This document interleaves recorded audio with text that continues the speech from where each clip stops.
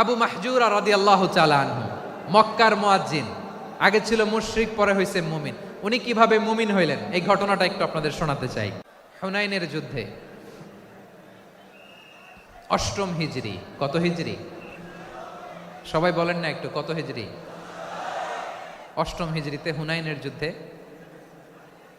রাসূল সাল্লাল্লাহু আলাইহি ওয়াসাল্লাম ফিরে আসতেছেন মদিনায়। পথিমধ্যে বেলাল রাদিয়াল্লাহু তাআলা আনহু আজান দিচ্ছেন। কি দিচ্ছেন?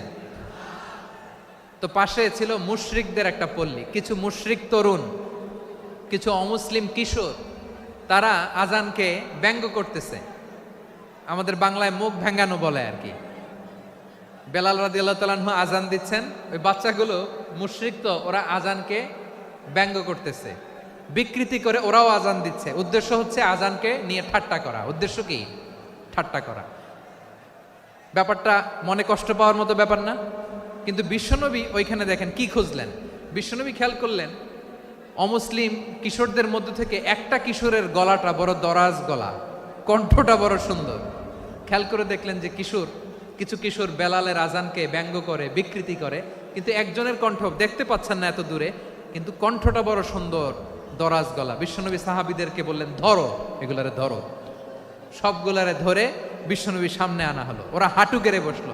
বিশ্বনবী বললেন, তোমাদের মধ্যে কে যেন ব্যঙ্গ করে আজান দিচ্ছিল, তার গলাটা বড় উঁচু, গলার বেসটা বড় মজবুত, মেলোডিয়াস, সুমধুর কণ্ঠ। কে? আবু মাহজুরা বলে, আমার বন্ধুরা সবাই আমার দিকে আঙ্গুল দেখায়, আমি পড়ে গেছি বিপদে। রাসূল সাল্লাল্লাহু আলাইহি ওয়াসাল্লাম বাকি অমুসলিম তরুণদেরকে ছেড়ে দিলেন, বললেন তোমরা যাও। এবার আবু মাহজুরারে পাইছে। আবু মাহজুরার চুলের মধ্যে হাত দিলেন বিশ্বনবী, মাথায় হাত দিয়ে বললেন, এবার আজান দাও দেখি। আবু মাহজুরা বলে, আমি তো আজান দিতে জানি না, কারণ আমি তো বেলালেরটা শুইনা দিছি, আমার তো মুখস্থ নাই, আমি তো আজান দিতে জানি না। বিশ্বনবী বললেন, জানো না? তাহলে আসো, আমি তোমারে শিখাই দেই। সুবহানাল্লাহ পড়েন। আবু মাহজুরা হাঁটু গেড়ে বসে, বিশ্বনবীর মোবারক হাত আবু মাহজুরার চুলের মধ্যে। বিশ্বনবী আজানের মুআল্লিম আবু মাহজুরাকে বলতেছে, ঠিক আছে তোমারে শিখাই দিচ্ছি, আমি যা যা বলবো আমার সাথে সাথে বলো, পারবা? আবু মাহজুরা বলে, পারবো। বিশ্বনবী আজান দিচ্ছেন মাথায় হাত দিয়ে, আল্লাহু আকবার, আল্লাহু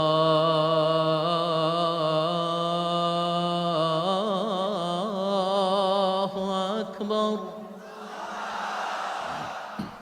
আবু মাহজুরা এই বাক্যটা পড়লেন। বিশ্বনবী দ্বিতীয় বাক্য পড়তে আরম্ভ করলেন, আল্লাহু আকবার,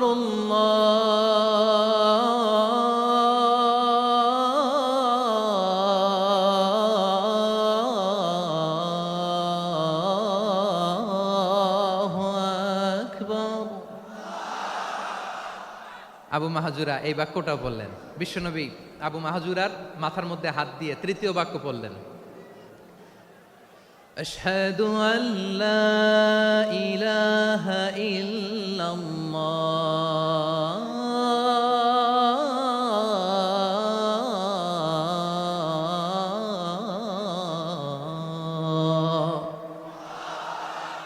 আবু মাহজুরা তৃতীয় বাক্য পড়লেন। বিশ্বনবী একটা বাক্য পরে আবু মাহজুরা পরে, বিশ্বনবী পরে আবু মাহজুরা পরে। আবু মাহজুরা কিন্তু অমুসলিম, মুশরিক। আবু মাহজুরা বলে, এক একটা বাক্য পড়ি আমার কলিজাটা গলে ঠান্ডা হয়ে যায়। এতদিন মোহাম্মদকে গালি দিতাম, এখন মোহাম্মদ আমার মাথায় যখন হাত রাখছে আমার সারা শরীর ঠান্ডা হয়ে গেছে। বিশ্বনবী আজান শিখাচ্ছেন, একটা একটা বাক্য পড়ে আবু মাহজুরাও পড়ে, বিশ্বনবী পড়ে, আবু মাহজুরাও পড়ে। পুরো বাক্যগুলো যখন শেষ, আজান শেষ, আবু মাহজুরাও যখন পুরো আজান পড়লেন, আবু মাহজুরা বললেন, এতদিন মোহাম্মদের চেহারা দেখলে আমার ঘৃণা লাগতো, আজ থেকে মোহাম্মদের চেহারার চেয়ে প্রিয় চেহারা আমার কাছে নাই। আবু মাহজুরা বললেন, ও মুহাম্মদ, আজানের বাক্য তো আপনি আমারে শেখালেন, এখানেই শেষ করবেন না, আপনি আমারে পড়ায় দেন, লা ইলাহা ইল্লাল্লাহু মুহাম্মাদুর রাসূলুল্লাহ সাল্লাল্লাহু আলাইহি ওয়াসাল্লাম। বিশ্বনবীর সাথে দাঁড়িয়ে উনি শাহাদা পড়ে মুসলমান হয়ে গেলেন। এবার আবু মাহজুরা বলে, ইয়া রাসূলুল্লাহ, ইয়া হাবিবাল্লাহ, আমি মুমিন হয়েছি, মুসলমান হয়েছি,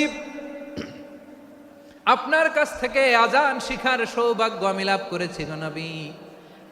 আমার কণ্ঠের বড় তারিফ করেছেন, আপনি আমার আজানকে আপনি পছন্দ করেছেন। একটা জিনিস আপনার কাছে চাই, আপনি আমাকে মক্কার মসজিদুল হারামের মুয়াজ্জিন হিসেবে অ্যাপয়েন্ট করে দেন।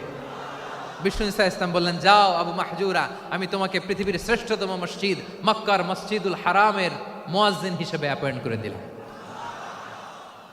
দেখছেন কিভাবে ট্যালেন্ট হান্টিং করতে হয়, কিভাবে হিউম্যান রিসোর্স মানব সম্পদকে ব্যবহার করতে হয়। আসছিল আজানকে ভেঙ্গাইতে, আসছিল কেন? আজানকে ব্যঙ্গ করার জন্য, বিকৃত করার জন্য। আজানকে বিকৃত করতে যে ইসলামের সবচাইতে শ্রেষ্ঠ মসজিদের মুয়াজ্জিন হয়ে গেল। পড়েন সুবহানাল্লাহ।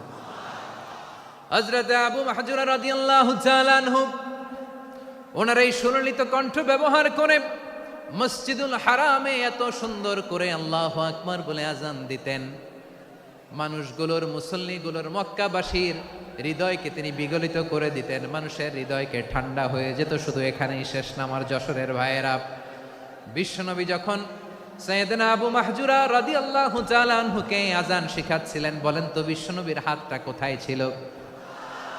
আবু মাহজুরার মাথার সামনে, এই চুলের উপরে ছিল। আবু মাহজুরা ওই স্মৃতিটাকে ধারণ করবার জন্য, ওই স্মৃতিকে বহন করার জন্য বিশ্বনবীর মোবারক হাত আবু মাহজুরার কপালের চুলের যেই জায়গায় লেগেছে, মৃত্যুর আগের দিন পর্যন্ত আবু মাহজুরা মাথার ওই চুলে কোনোদিন ছুরি আর কামার লাগায় নাই, সেখানে কেচি লাগায় নাই, চুলের মধ্যে খুর লাগায় নাই। আবু মাহজুরা ডান দিকের চুল কাটতো, বাম দিকের চুল কাটতো, পেছনের চুল কাটতো, সামনের চুল কাটতো না। আবু মাহজুরা রাদিয়াল্লাহু তাআলা আনহুর সামনের চুলগুলো বড় হতে হতে যখন এত বড় হয়ে যায়, তিনি চুলগুলো পেঁচিয়ে মাথার মধ্যে রাখতেন, তারপরে তিনি পাগড়ি পরতেন। সবাই জিজ্ঞেস করতো, আবু মাহজুরা এটা আবার কেমন স্টাইল? দেখতে তোমারে কি বিদঘুটে লাগে, কেমন অড লাগে, কেমন খারাপ দেখা যায়। মক্কায় এমন কোনো মানুষ তো দেখি নাই, ডানে চুল কাটে, বায়ে চুল কাটে, পেছনে চুল কাটে, সামনে কাটে না। ওরে আবু মাহজুরা কেমন দেখা যায় তোমারে, তুমি সামনের চুল কাটো না কেন? আবু মাহজুরা বলে, আমি হাঁটু গেড়ে পেয়ারা নবীর সামনে বসেছিলাম, আমার এই মাথার চুলের মধ্যে মুবারক হাত লাগিয়ে বিশ্বনবী নিজে আমাকে আজানের প্রতিটা বাক্য শিক্ষা দিয়েছেন। বিশ্বনবীর মোবারক হাত, পবিত্র হাত আমার মাথার চুলের যেই জায়গায় লেগেছে, আমি চাই ওই চুলগুলা নিয়ে আমি আমার কবরের ভিতরে যাব। সাইয়েদনা আবু মাহজুরা রাদিয়াল্লাহু তাআলা আনহু ইন্তেকালের আগের পর্যন্ত মাথার সামনের চুলগুলা কাটে নাই। মাথার সামনের চুল তিনি কাটেন নাই। সুবহানাল্লাহ বিহামদি।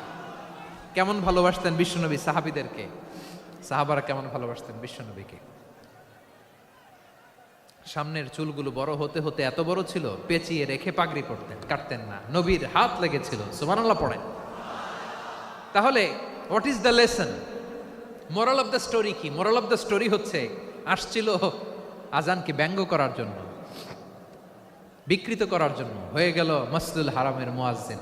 দেখেন বিশ্বনবী একটা খারাপ সিচুয়েশনের মধ্যে থেকে কি ভালো জিনিস বের করে আনলেন। আমি যে শুরুতে বলেছি কিভাবে তিনি হিউম্যান রিসোর্সকে ডেভেলপ করেছেন, ম্যানেজ করেছেন। তিনি যে চৌকুশ ট্যালেন্ট হান্টার ছিল, দেখেন সবার মধ্যে থেকে এর বাছাই করে মুয়াজ্জিন বানাই দিয়েছেন। সুবহানাল্লাহ পড়েন। তার মানে এই না সবাইরে ধরে ধরে উনি মুয়াজ্জিন বানাইছেন। যার যেই ট্যালেন্ট আছে তাকে ওই কাজে অ্যাসাইন করেছেন।